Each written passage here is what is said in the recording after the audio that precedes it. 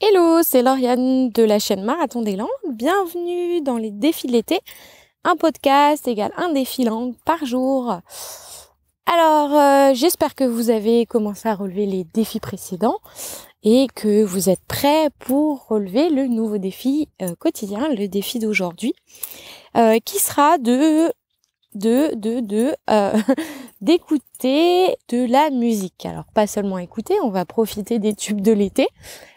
Si encore il y en a un dans la langue que vous apprenez. Donc vous choisissez une musique, n'importe laquelle, celle que vous voulez. Donc vous pouvez aller sur YouTube, sur les chaînes étrangères.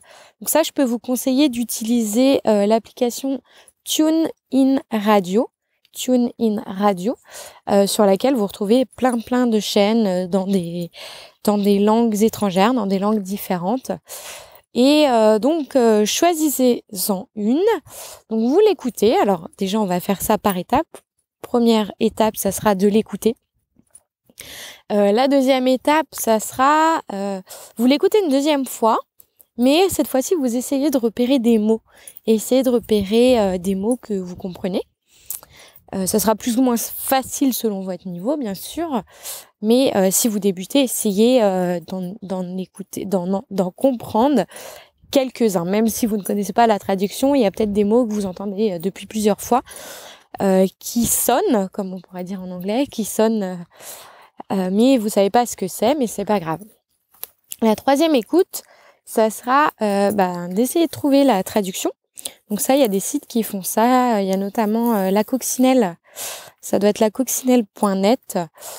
Ou si vraiment vous les trouvez pas sur ce site, vous pouvez écrire dans Google lyrics, donc en anglais lyrics.com. Et donc là, vous avez les traductions les paroles de plein de chansons. Et donc là, ça doit être la troisième étape ou quatrième. Vous lisez donc la chanson, vous lisez le texte de la chanson et vous écoutez en même temps.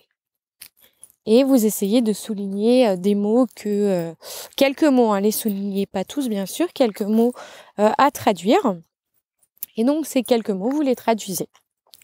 Et ensuite, vous réécoutez la chanson sans vous prendre la tête, juste comme ça. Et l'idéal, c'est de la réécouter de temps en temps. Et d'agrémenter ce petit jeu, de souligner de nouveaux mots. Et ainsi, tout simplement, vous allez étendre votre liste de vocabulaire. Ça va vous permettre de le faire en jouant, parce que voilà, écouter une chanson, c'est pas désagréable. Enfin, pour très peu de personnes, je pense. Et donc, donc le jeu, le défi plutôt, c'était le défi d'aujourd'hui. Donc, n'hésitez pas à mettre vos commentaires, à me dire quelle chanson vous avez choisie. Ce serait intéressant de voir quelle chanson, dans quelle langue.